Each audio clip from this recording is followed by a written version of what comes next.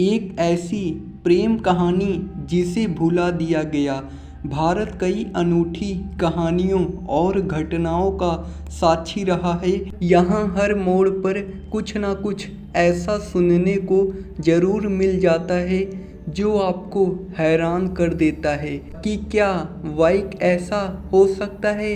आज हम आपको ऐसे ही एक स्थान के बारे में बताने जा रहे हैं जो आपकी अमर प्रेम कहानी के लिए जाना जाता है। ऐसी कहानी जो आज कई सदियों बाद भी न सिर्फ याद की जाती है बल्कि आज के भौतिकवाद से ग्रस्त समाज में जहां प्यार को बस एक खेल की तरह खेला जा रहा है, वहां प्यार के उस एहसास से रूबरू करवाती है जिसके लिए कभी लोग अपनी जान तक दे दिया करते थे।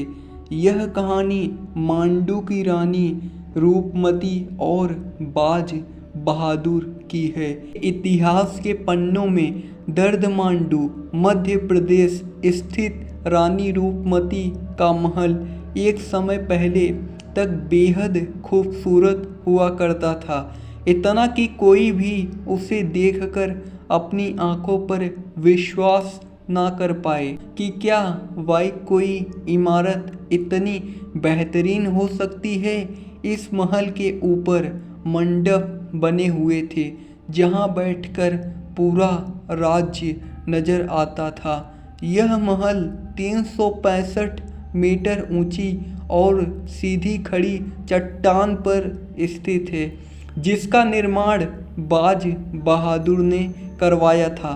ऐतिहासिक कहानियों के अनुसार रानी रूपमती सुबह शाम मंडप पर बैठकर सामने बहने वाली खूबसूरत नर्मदा नदी को देखा करती थी।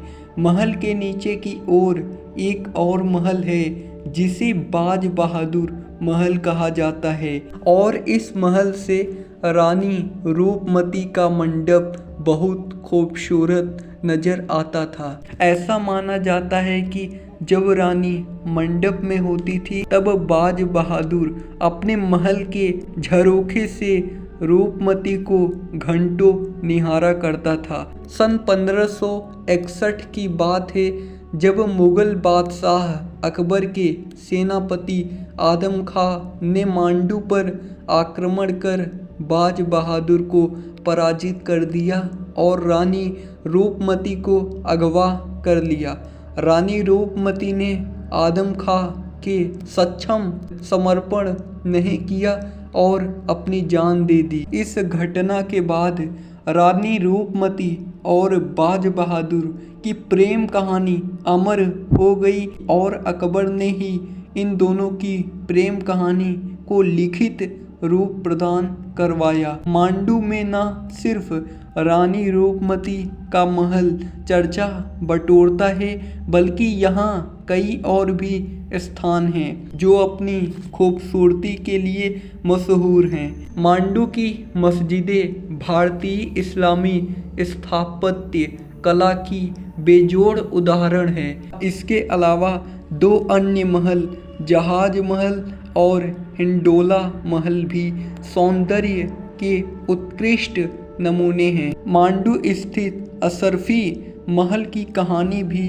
अजीब है। होशमंग शाह ने सोने की अस्फिरियों से इस महल का निर्माण करवाया था जिसकी वजह से इसे अशरफी महल का नाम दिया गया। मांडू की इस भव्यता से प्रभावित होकर मुगल सम्राट जहांगीर यहाँ कई महीनों तक रहा और चप्पे चप्पे का विचरण किया।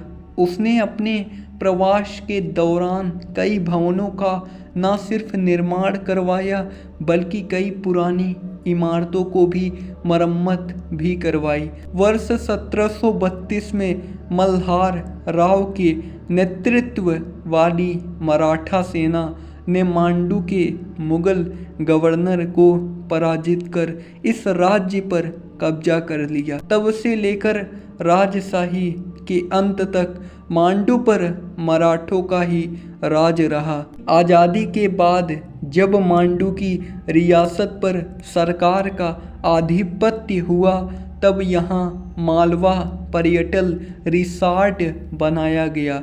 मांडू की खूबसूरती का कोई सानी नहीं है। यही वजह है कि आज यहाँ हर साल देश विदेश के कई